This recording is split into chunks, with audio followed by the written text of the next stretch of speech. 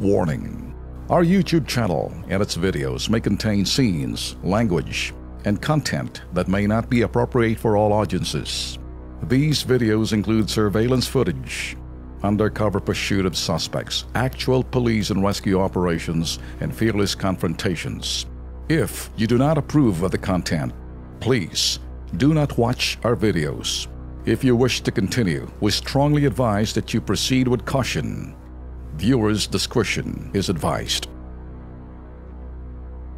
Isang OFW mula po sa Riyadh, Saudi Arabia, meron na raw bukol sa leeg pero hindi pa rin daw ho'y pinapagamot ng kanya pong amo.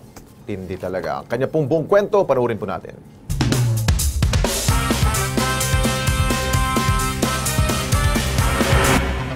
Namumulang mga kamay, sugatang mga braso at may bukol pa sa leeg. Itong sakit na iniinda ng 27 anyos na domestic helper na si Maricel Fernandez sa Riyadh, Saudi Arabia. Noong Pebrero 2017, umalis ng bansa si Maricel para magtrabaho. Pero ilang buwan pa lamang daw siya rito, ibinenta na raw siya agad ng kanyang employer sa ibang amo. At makalipas pa ang ilang buwan, muli na naman siyang inireto sa iba pang amo. Sa pag-iba-iba niya ng amo, dumanas daw siya ng kalupitan sa mga ito. Narito ang kanyang video na ipinadala sa Kilos Pronto. Sana matulungan niyo po akong makauwi ng Pilipinas. Gusto ko na po umuwi ng Pilipinas. Hindi ko na po kayang trato sa akin.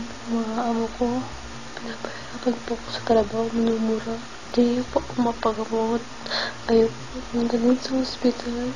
Ito po yung bukol ko po sa leeg. Nababahala na raw si Maricel para sa kanyang kaligtasan at nais niyang umuwi sa kanyang pamilya.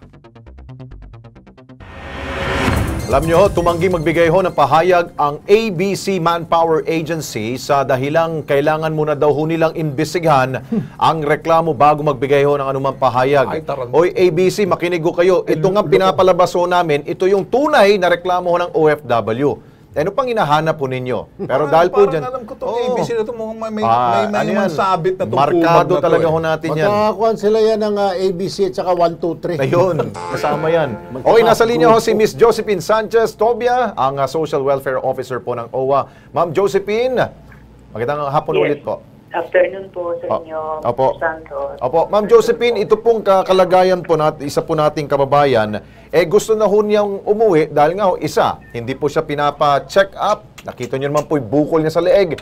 Most probably, baka thyroidism na po yan. Tapos yung may mga pantal-pantal po, may sugat sa kamay. Siguro, hindi ginagamit ang washing machine. Gustong hand washing. Ano pong pwede ho natin matulong ho dito, ma'am?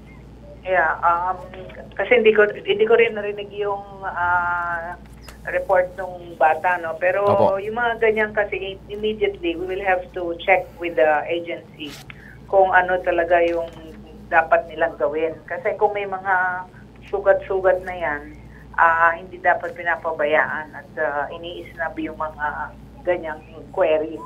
Opo. So we will check on her tomorrow. Oho. And then we will also ask the Polo sa post na Para maano yung FRA. Nangyari, no? Opo. Si Erwin may tanong ko sa inyo, ma'am. Opo. Yes. Erwin, go. Ma'am Josephine, ang problema, itong agency, kung agency rito, yung PRA ang tatanungin nyo, abay, parang ayaw pa maniwala sa amin. Iimbestigahan daw muna nila yung reklamo. Hindi ba naman mga kulang-kulang itong yung PRA dito, ma'am? Sarap sa patusin. Siguro, bago lang sa industriya niya.